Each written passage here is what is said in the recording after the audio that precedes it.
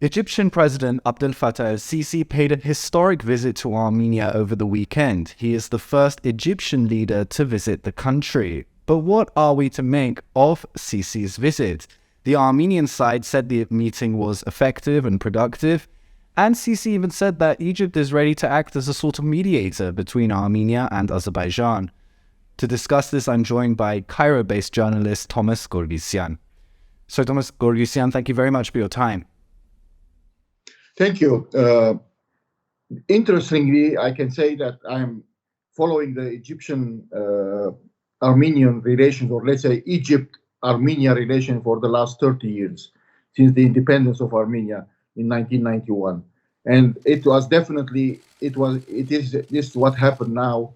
It's a historical in the sense of that was the first Egyptian president visiting Armenia on an official level. Of course, there are other levels of communications happened, and of course, Egypt had its own embassy in Armenia for all these years.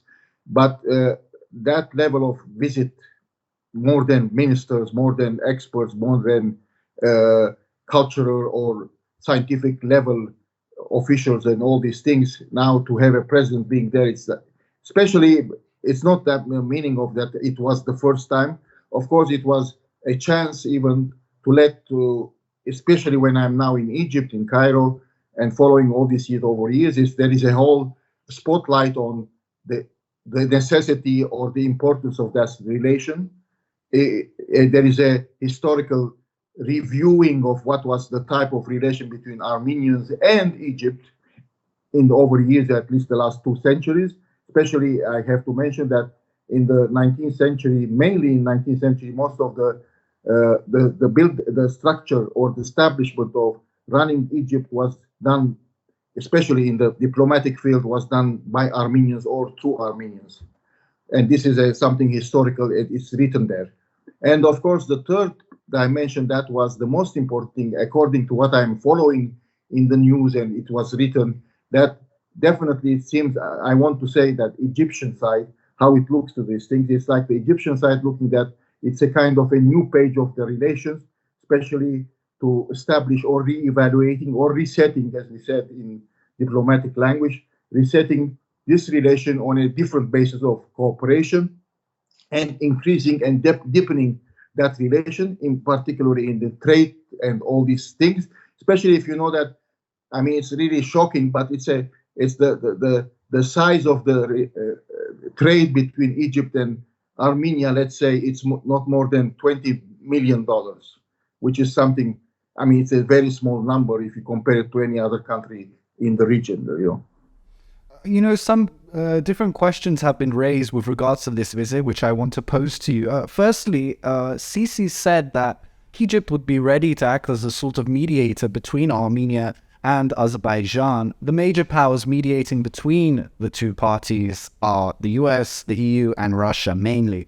But we have seen other countries mediate between the two sides, even if it is in a sort of small format. We saw Hungary secure the release of some Armenian POWs. Georgia has played a mediator role in some capacity. There were even rumors that Bahrain was involved as a mediator at a certain point. It's interesting because Egypt has, for example, good relations with the West and Russia. What did you think about this prospect of Egypt acting as a mediator between Armenia and Azerbaijan? We have to be realistic to a great sense, because it's like when you said, and this is the last 2 days I'm here, like I was having some discussion with one of them was a former foreign minister of Egypt, and for a while other person was the ambassador of Egypt in Moscow, and some of the head or people working on in the leading positions in think tanks. I mean, definitely we have to realize that Egypt-Armenia relations for the last 30 years was based on mainly how through the context of the Egypt-Russian relations, as a matter of fact, without any doubt about it.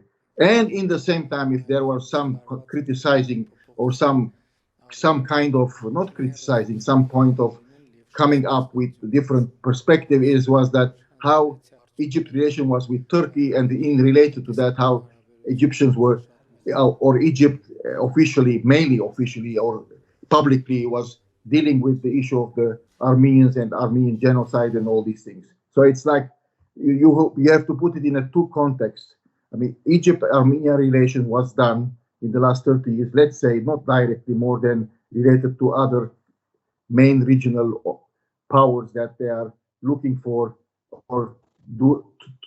Egypt was looking through through Russia or through Turkey, its relation with Armenia. And of course, in the context of the region in itself, I mean, there is no that strategic relation, because that part of the world we have to, it's reality. It's nobody is that have doubt about it. Was for all these years, it was part of the Russian influence or the far abroad, So it's like, now that's why in my answer to the first question, what is the importance of, or the impact, or what is expected from this visit, is that resetting the relation between Egypt and Armenia in a different terms of cooperation. It's not that in a context of like former Soviet republics or all these things.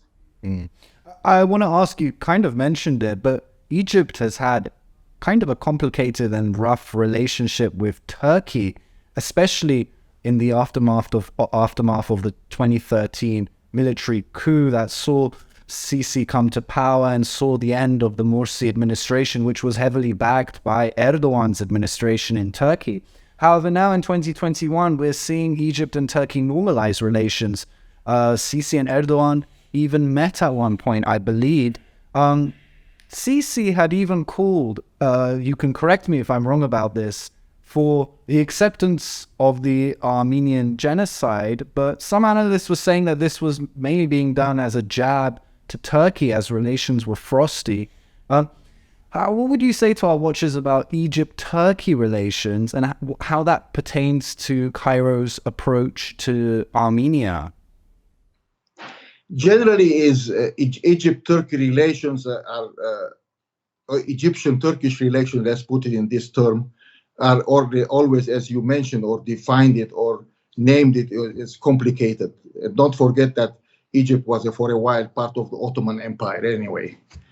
So it's complicated. But in the same time, you have to say it, over years, especially prior to Erdogan, where was like a lot of kind of, I'm not saying cooperation, at least there was a lot of common ground between Egypt and Turkey in related to their, whether it's part of the Islamic States Council or really, or part of the trade. It's a big trade between Egypt and Turkey.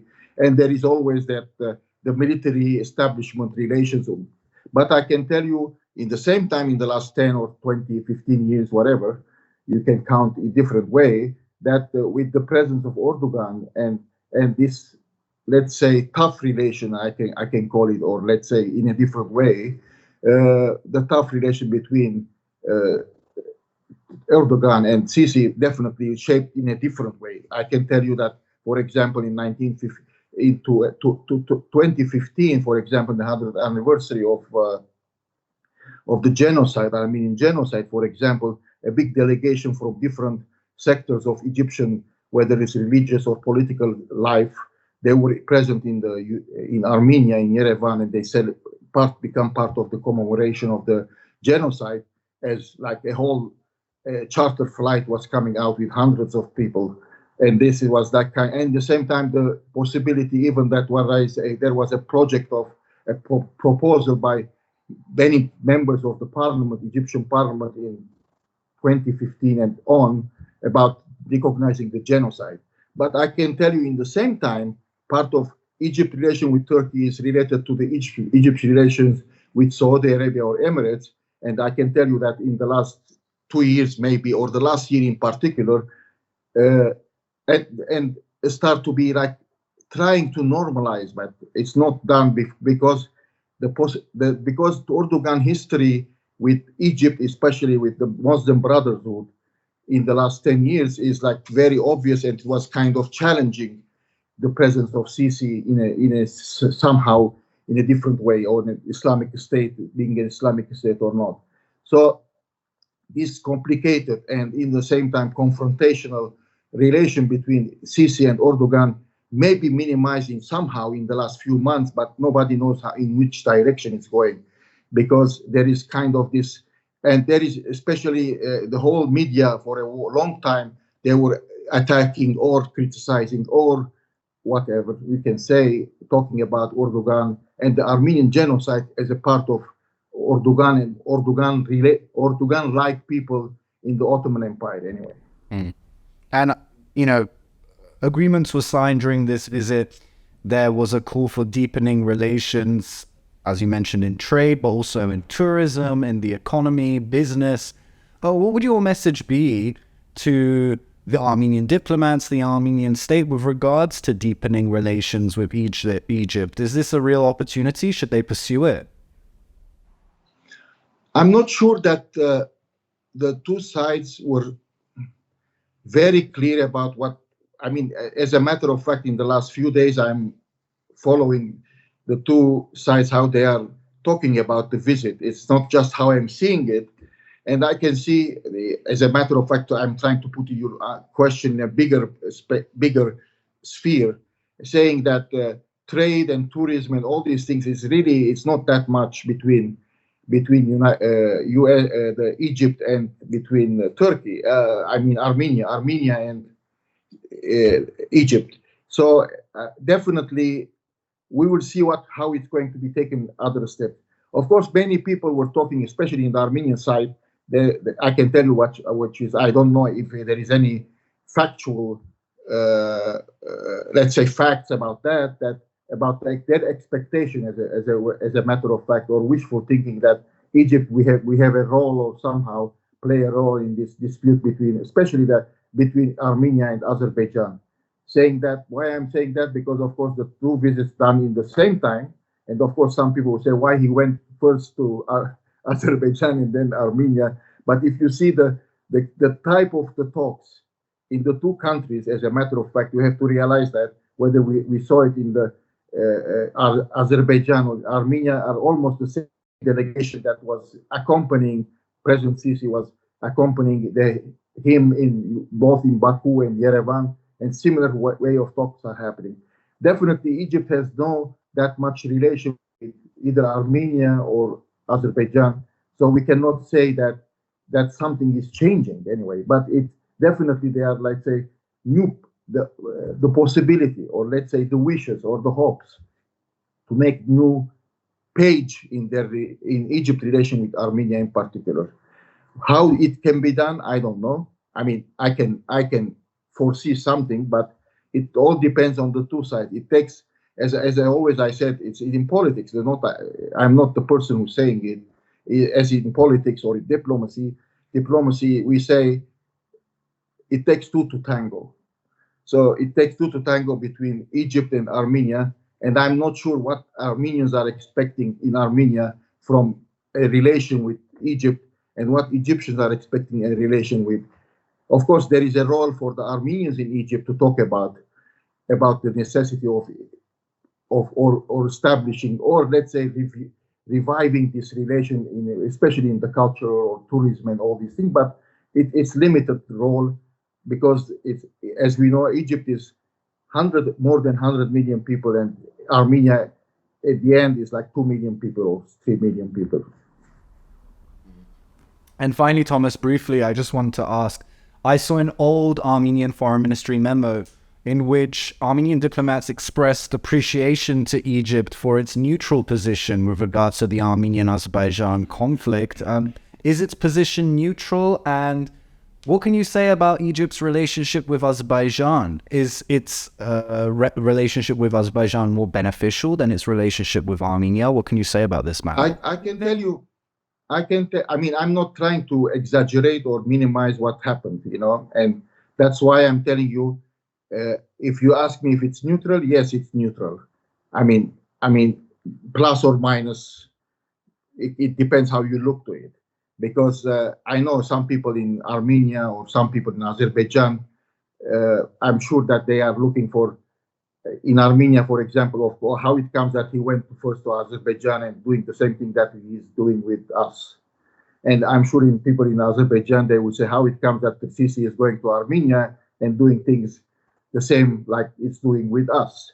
I'm not talking about the Egyptian president more than Egypt's position in this thing is at least it's a great extent neutral. It's not even in the issue of Nagorno-Karabakh for years, because as we know, the Islamic countries council, whatever, is like more than 50 countries, or this group of the Islamic states, many times they condemn as a matter of fact in their statement that they don't believe that Nagorno-Karabakh is an issue and Armenian, whatever, especially they are comparing to it in a how it comes that it can be a Christian piece of land in the Islamic world or so and so. I mean, it's like I'm not using the right words as they are describing, but definitely it was kind of, as I describe it usually, Islamization of the Nagorno-Karabakh issue, which is like a Christian nation and a Muslim nation. Egypt, it doesn't look at this to that way. At least I can tell you, it's not looking to it as a Christian and Muslim issue. It's looking as a issue of national issues between Armenia and in dispute in a land. I mean, anybody who's looking to the Nagorno-Karabakh or Artsakh issue as a disputed area definitely is a neutral than the one who's considering this completely belonging to Azerbaijan. Wow. Thomas, thank you very much for your time. I really appreciate it. Thank you. And thank you for joining us on CivilNet.